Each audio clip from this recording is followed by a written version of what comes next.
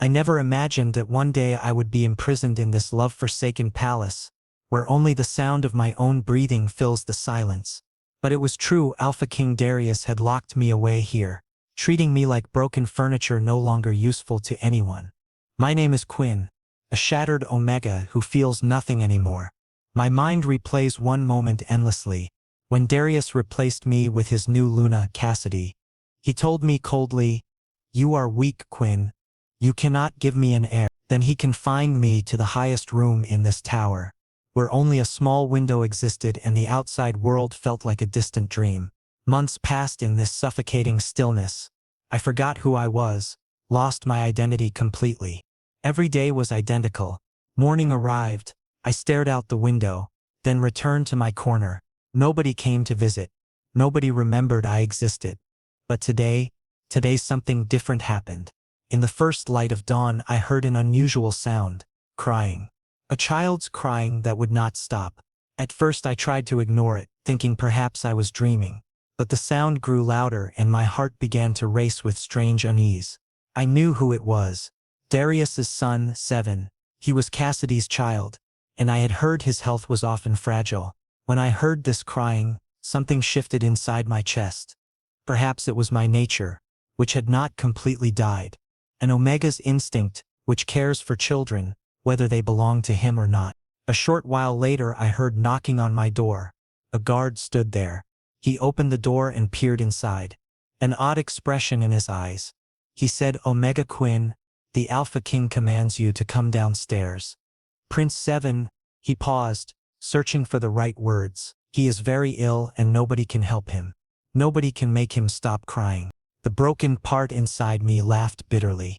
So now they remembered me? When they needed something solved. After months of complete isolation, the palace finally recalled my existence, only because they had a problem requiring a solution. But when I heard that child's voice again, weak, filled with pain, desperately searching for someone, I could not stop myself. My Omega instinct pushed me forward. I stood and followed the guard, my heart pounding rapidly. When I entered the nursery, the scene was worse than I imagined. Sevyn was screaming, his tiny face red and soaked with tears. Around him stood nurses, maids and Cassidy herself, all looking distressed and helpless. But what struck me most were Darius's eyes. He stood in the corner with his powerful alpha energy, yet in his gaze I saw something unprecedented. Fear, true helplessness. Cassidy held Sevyn in her lap, unable to calm him. When she saw me, her nose wrinkled with disgust. She snapped, "What is this useless Omega doing here? Send him back immediately." But I ignored everyone. My focus remained solely on that small pup suffering in pain. I walked straight toward Sevyn and extended my hands, my voice emerging firm for the first time in months. "Give him to me." Cassidy glared at me with hatred burning in her eyes. "Are you insane? You have no right." "Cassidy," Darius's voice thundered through the room, and everyone fell silent. He spoke only one word, but it was enough. Cassidy shot me one final glare before reluctantly placing Sevyn into my arms. The moment I lifted Sevyn into my embrace, an unexpected peace spread through my chest. My Omega instinct responded for the first time in so long. I pressed that tiny pup against my chest, and gently stroked his hair, allowing my scent to release naturally. And then, something remarkable happened. Sevyn stopped, completely stopped crying. He wrapped his tiny fingers around my shirt and buried his face against my neck, as if he had finally found the comfort he had been desperately seeking. Silence filled the room. Only Sevyn's soft breathing could be heard. Cassidy's mouth hung open, her eyes widening in shock. The nurses stood frozen in disbelief. And Darius, he stared at me as if seeing me for the first time, as if some old forgotten truth had suddenly materialized before him. I kept my gaze on Sevyn, studying his small face. Then realization struck me. This child was not just crying. He was searching for his mother, his true Omega parent, who could provide the comfort his biological mother could not give. And I was not that person. I was nothing to him. Yet somehow he chose me anyway. I pulled Sevyn closer and thought to myself, perhaps I am broken, perhaps my life has ended, but in this moment, I mattered to someone. For the first time in such a long period, my existence held meaning for another living being. When I looked at Darius, I saw something in his eyes for the first time, perhaps guilt, or something else he himself could not understand. The room remained suspended in that strange stillness. Nobody moved. Nobody spoke. It was as if time itself had paused to witness this impossible moment. A discarded Omega soothing the Alpha King's heir when nobody else could. I noticed the way Darius's hands clenched at his sides, knuckles white with tension. His jaw was tight, and something flickered across his face that looked almost like regret. But I could not be certain. I had learned long ago not to trust what I saw in his expressions. Cassidy finally found her voice, though it trembled with barely contained fury. This proves nothing. The child is simply confused and exhausted. Once he rests properly, he will want his real mother. But even as she spoke those words, Sevyn's grip on my shirt tightened, and he let out a soft, contented sigh that contradicted everything she claimed. One of the nurses stepped forward hesitantly. "Your Majesty, perhaps we should let Omega Quinn stay with the prince until he falls asleep? Just this once?" Darius nodded slowly, still watching me with that unreadable expression. "Yes, Quinn. Take him to the nursery bed. Stay until he sleeps." I did not respond to him. I simply turned and carried Sevyn to the small bed in the corner, aware of every eye following my movements. As I settled down with the pup still clinging to me, I felt the weight of their stares. Cassidy's hatred, the servant's confusion, and Darius's complicated gaze that held too many emotions for me to decipher. Sevyn's breathing gradually deepened, becoming slow and regular. His tiny body relaxed completely against mine, trusting me in a way that broke something inside my chest and healed something else simultaneously. I had spent months believing I no longer mattered to anyone, that my purpose had vanished when Darius cast me aside. But this small, fragile life in my arms told a different story. This pup needed me, not because of duty or obligation, but because something instinctive within him recognized something in me. As Sevyn finally drifted into peaceful sleep, I allowed myself to wonder what would happen next. Would they send me back to that tower once the child woke? Would this be the last time I held him? I did not know the answers, but for now, in this quiet moment, I was exactly where I needed to be. Everything began shifting gradually after that day. They did not return me to the tower, which surprised me deeply. Instead, I was moved to a small room located directly beside the nursery. Nobody gave me explicit instructions, but a silent understanding developed among everyone. Whenever Sevyn cried, I needed to be there. It became an unspoken rule that everyone accepted without question. And Sevyn cried often. Every night, every morning, sometimes randomly without warning, until I arrived. During the first 3 days, confusion dominated my thoughts. I recognized this situation was wrong. This was another form of betrayal. I was being used like some tool, a temporary fix making someone else's responsibilities easier. But when I held Sevyn in my arms, when he sensed my scent and settled into peaceful sleep, my broken heart came slightly alive again. Perhaps this was selfishness. Perhaps I was fooling myself into believing this meant something more. But right now, this tiny pup gave me a feeling I had forgotten existed, the feeling of being needed. Tonight followed the same pattern. At 2 in the morning, Sevyn began screaming. I was already awake because this had become my routine, waiting for his voice. When I entered the nursery, the maid silently handed Sevyn to me. Nobody said anything. This had become our cycle, repeating every night like clockwork. I pressed Sevyn against my chest, and his crying gradually faded. His small breaths warmed my neck, and his tiny fists clutched my shirt as if trying to say, "Do not leave. Never leave me alone." I lost track of how long I stood there, simply rocking that small pup and offering him my warmth, until a voice spoke from behind me. "He only quiets for you." I turned around. Darius stood in the doorway, his deep gray eyes fixed on me. His shirt buttons were undone at the top, and he had not fully controlled his alpha aura yet. It was late at night, and he looked exhausted. Perhaps this was the first time I had seen him appear so vulnerable. I said nothing. I just kept watching Sevyn, running my fingers through his soft hair. Darius walked into the room, his heavy boots echoing against the marble floor. He stopped directly in front of me, leaving only a few inches between us. His scent, dark cedar and something smoky, surrounded me completely. Once upon a time, this scent brought me comfort, made me feel safe. Now it only reminded me how he abandoned me. "You never mentioned it before," he said, his voice soft but controlled. "Your bond, with children, was this powerful." I did not lift my gaze. "You never asked." He drew a long breath. For several moments only silence existed, filled with Sevyn's gentle breathing and my own heartbeat. The tension in the room felt so thick that breathing became difficult. Then Darius spoke again. "I want you to remain here." My hands froze against Sevyn's small body. I continued holding him, but my entire focus shifted to Darius's words. "What I mean is," he continued, slightly hesitant, "near the nursery, permanently. Sevyn needs you. And I." He paused, searching for the correct words. "I cannot bear watching him suffer like this." I finally looked at him. His eyes did not meet mine. He was watching Sevyn, his son who slept peacefully with a strange omega he had imprisoned in a tower for months. "Do not use me, Darius." My voice emerged strong for the first time in months, with a slight crack but remaining firm. "I am not your tool. I am a human being."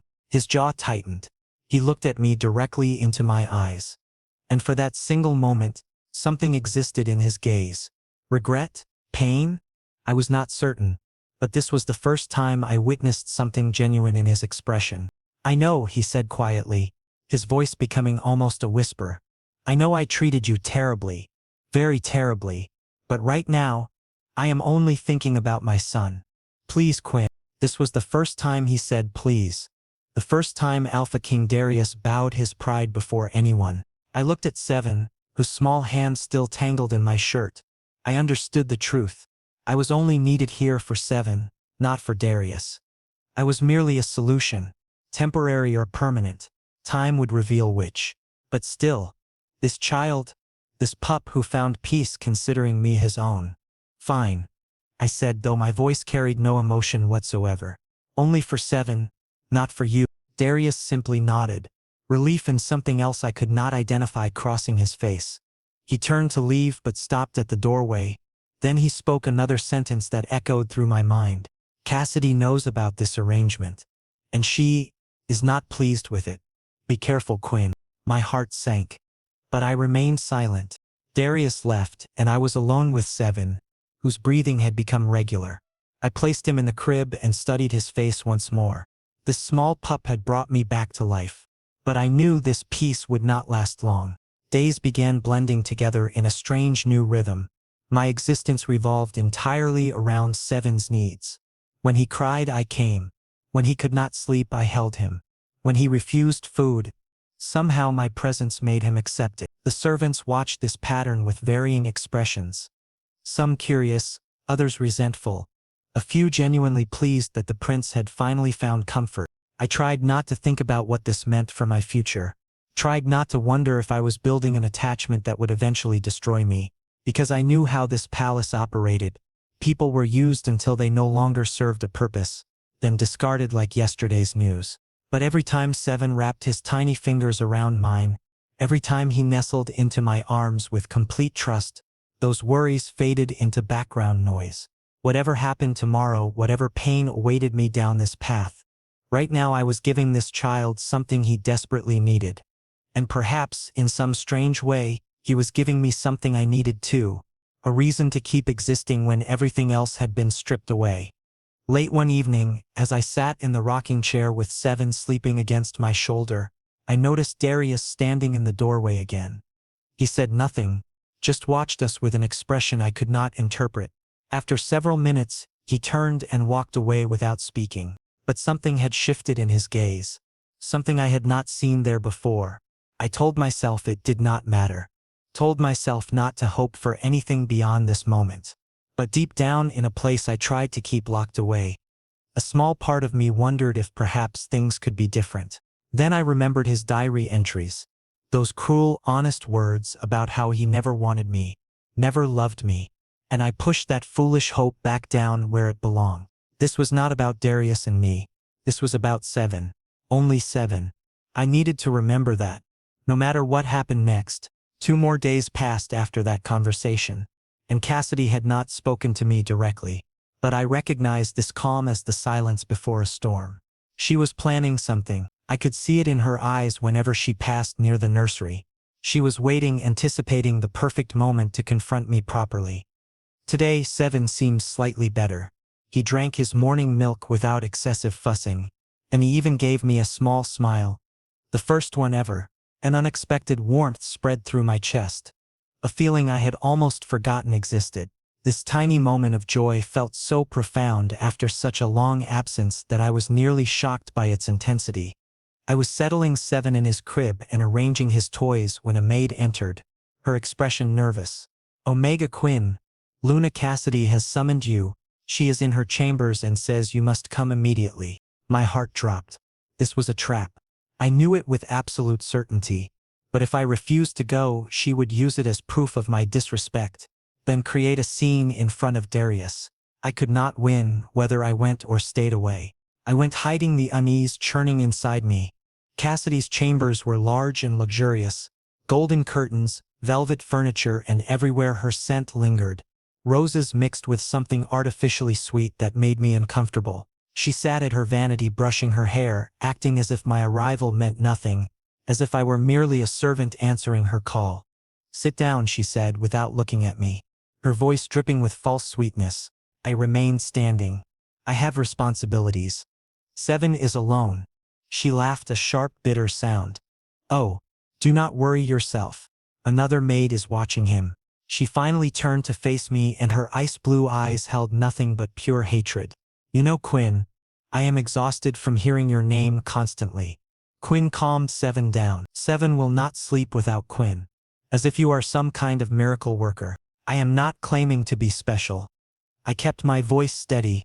"I am simply helping a pup who belongs to me." She cut me off, standing to her full height. "Do you actually believe you have claimed him as yours? Think again. I am his biological mother, and when the time comes, Sevyn will bond with me properly. You are just a temporary phase, a convenient solution until I figure out the right approach." I stayed quiet. Arguing with her served no purpose. I had already learned that debating with Cassidy only resulted in hurting myself. Cassidy opened her drawer and pulled out a small diary. She looked at it with a twisted, victorious smile. "Have you ever seen this before?" I studied it. The diary was worn and old, bound in leather, and it belonged to Darius. I recognized his handwriting immediately. "Where did you get that?" I asked, unable to hide my curiosity completely. "Darius gave it to me himself," she said casually, though her eyes gleamed with malicious pleasure. "I thought I would share it with you. Perhaps it will help you understand reality." She opened a page and handed it to me. I hesitated, my hands beginning to tremble, but then I read the words written there. I never wanted Quinn as my mate. He was weak, too emotional, too soft, but the council forced this bond. They said an omega was necessary for stability. I obeyed, but I never loved him. I could not. He was not strong enough to stand beside me. My hands started shaking uncontrollably.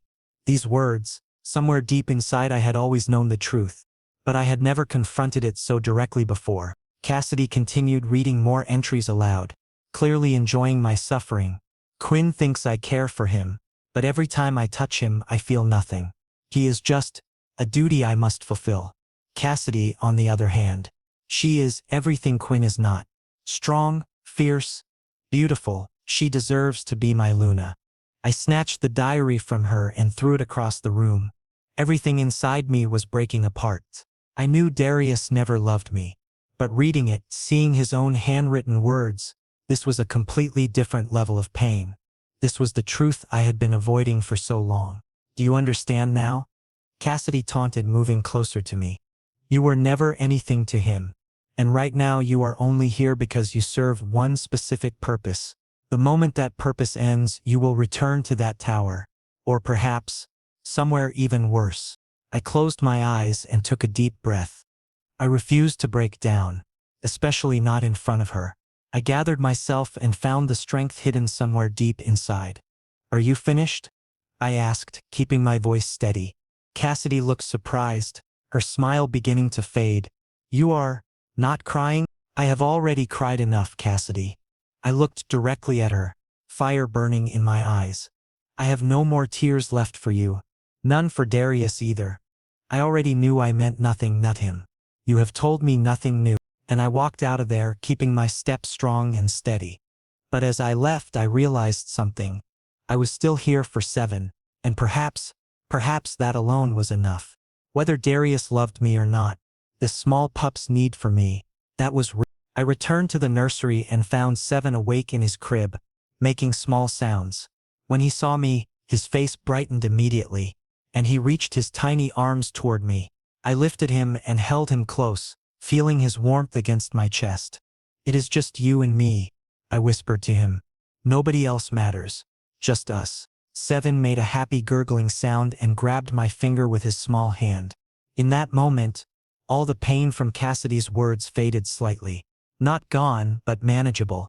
I heard footsteps behind me and turned to see one of the older servants. A woman named Martha, who had always been kind to me. She smiled gently. You are good with him, Omega Quinn. Better than anyone else.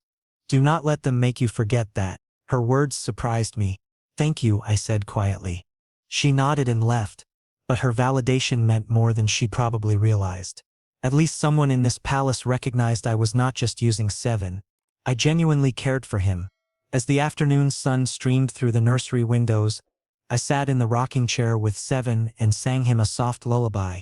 My mother used to sing it to me when I was young, before everything fell apart. Sevyn's eyes grew heavy and he yawned adorably. I smiled despite everything, despite the pain, despite the uncertainty, despite knowing that Darius never truly wanted me. Because right now, holding this child who depended on me completely, I had purpose, I had meaning, and maybe, just maybe, that would be enough to survive whatever came next. After that night, I made myself a promise. I would not allow myself to feel anything for Darius. I would not dwell on his diary or let Cassidy's words occupy space in my mind. I would live solely for Sevyn, this tiny pup who considered me essential. This became my new purpose. But the world does not work that way. Emotions cannot be controlled so easily. Over the next 3 days, I spent increasing amounts of time with Sevyn. Darius had not imposed any additional restrictions, so I took advantage of this freedom. I carried Sevyn in my arms to the garden, showing him the sunshine and flowers. He remained happy with me, reacting to everything I did. This afternoon I was in the garden with Sevyn. The maids had suggested that fresh air would benefit him. He sat in my lap, touching the grass with his tiny hands and making curious sounds. He smiled at me every time I showed him a new flower or let him feel a different texture with his fingers. This moment was simple, yet it brought me peace beyond description. I almost forgot that the pain inside me still existed. Then suddenly Sevyn made a sound. Cook? I froze. My heartbeat accelerated. What did you say, Sevyn? He looked at me and laughed, and then, he said clearly, Quinn, my name. Everything inside me stopped. This tiny pup, who was barely a few months old, had just spoken his first word, and it was my name. Not Mama or Papa. Quinn, my name. Tears filled my eyes that I could not hold back. I pressed Sevyn against my chest and gently kissed his forehead, trying to control my emotions. Yes, baby. I am Quinn. I am here for you. Always. But this happiness did not last long. Quinn. I turned around and saw Darius approaching through the garden. His steps quick.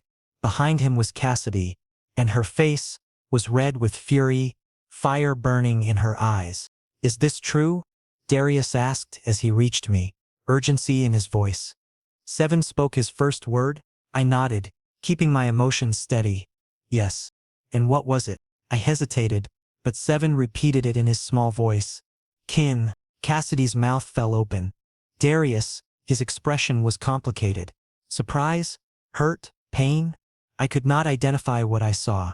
There was something in his eyes I had never witnessed before. This is wrong. Cassidy moved forward, her voice trembling with desperation. He should have said my name. I am his mother.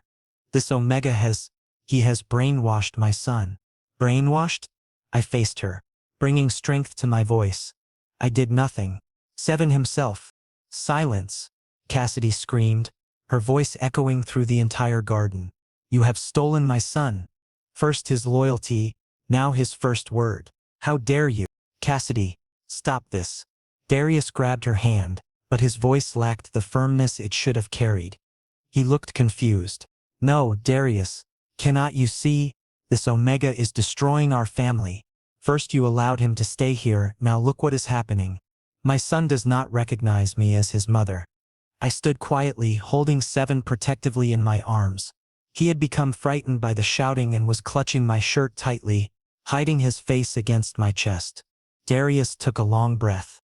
He looked at me directly into my eyes, and then he said what hurt me most. Quinn, perhaps you should create some distance from Sevyn. A knife stabbed into my heart. What? I do not mean you should abandon him completely, but spend less time together, so that he can adjust. With Cassidy, he chose his words carefully, but they wounded me nonetheless. Adjust? I looked at him, unable to hide the pain in my voice. He has already claimed me as his own, Darius. You saw it yourself, he clings to me, finds peace only with me. And now you want me to ignore him? To hurt him? I am requesting this of you, Quinn. That alpha authority returned to his voice.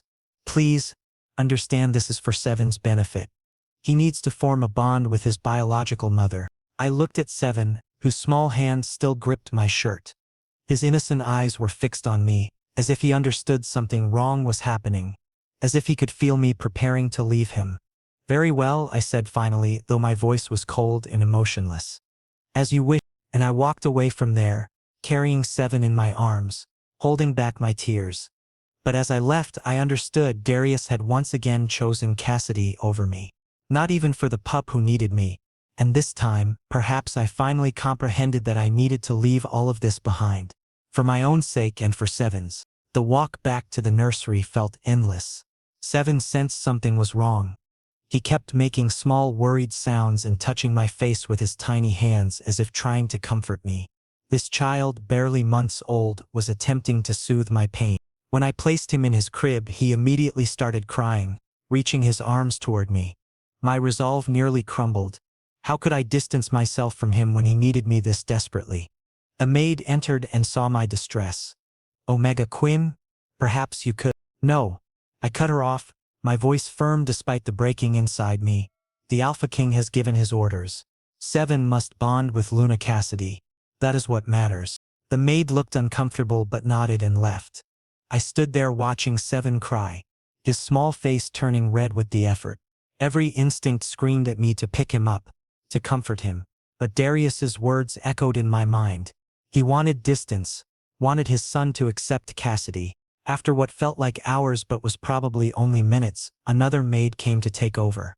I forced myself to walk away even as Sevyn's cries followed me down the hallway. Back in my small room, I sat on the bed and finally allowed myself to break down. The tears came in waves, silent and bitter. I had been foolish to believe anything could be different.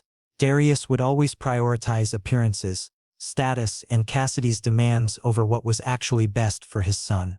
And I was just a convenient tool. Useful when needed, discarded when inconvenient. I looked around my sparse quarters. This room had become a prison of a different kind, not locked with physical bars, but with emotional chains I had foolishly allowed to form. I had let myself care for Sevyn, had let myself hope that maybe I could matter to someone again. That had been my mistake. As night fell, I heard Sevyn crying through the walls. The sound tore at my soul, but I buried my face in my pillow and tried to block it out. This was what Darius wanted. This was what Cassidy demanded. This was my new reality. But even as I tried to convince myself to accept it, a small voice inside whispered that this was wrong. That separating Sevyn from the caregiver he had bonded with could damage him in ways that went beyond simple adjustment difficulties. I pushed that voice away. I had no power here. I was nothing but a broken Omega who had briefly been useful. Tomorrow, I decided, I would begin planning my escape. I would leave this palace, leave these people who used me, and try to rebuild whatever remained of my shattered life. It was the only way forward I could see. 3 days had passed since the garden incident. 3 days during which I followed Darius's orders.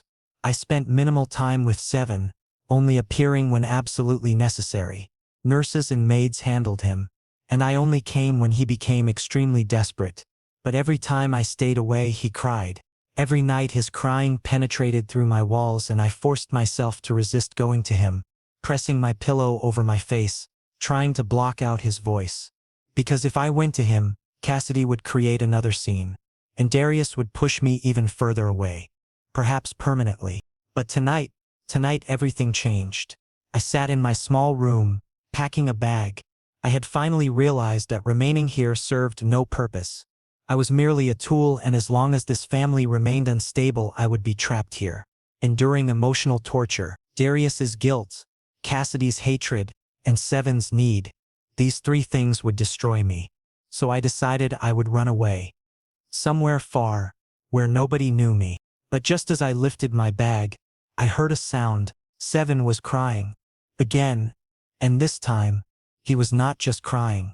He was screaming. Desperately. My heart lurched. I knew I could not abandon him like this. No matter how hurt I was. This pup was my responsibility. I threw my bag down and ran. When I reached the nursery I saw Sevyn was in his crib, face red, tears streaming down, and nobody could calm him.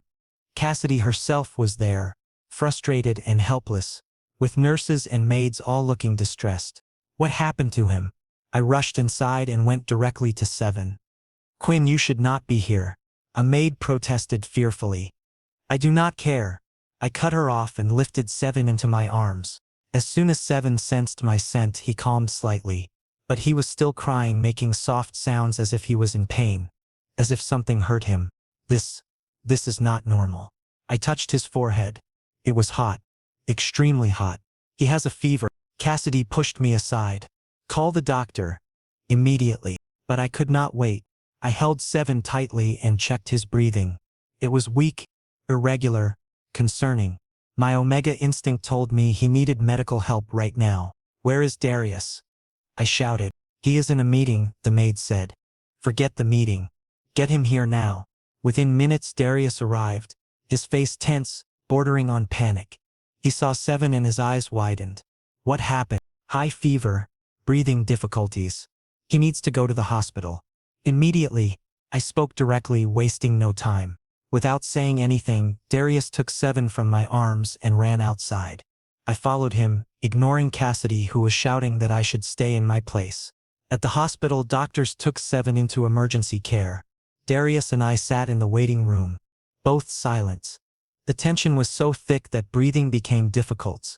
Cassidy had also come, but she stood in the corner messaging someone on her phone. Then finally a doctor emerged, his expression serious.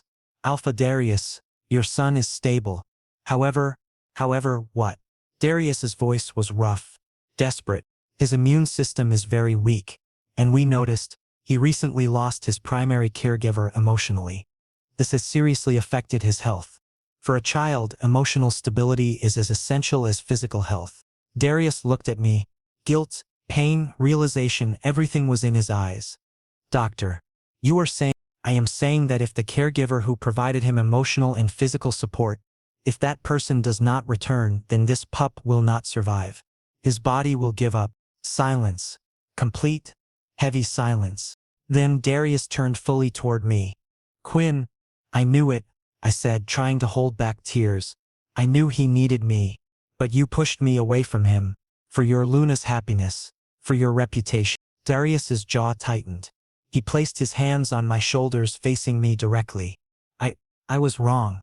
I am sorry, Quinn. I was very wrong. I hurt you, I ignored I used you. This was the first time he had said sorry. The first time genuine remorse showed in his eyes. Sevyn needs you. And perhaps I do too. Perhaps I am incomplete without you as well. My heart skipped a painful beat. You do not need me. You only care about your son.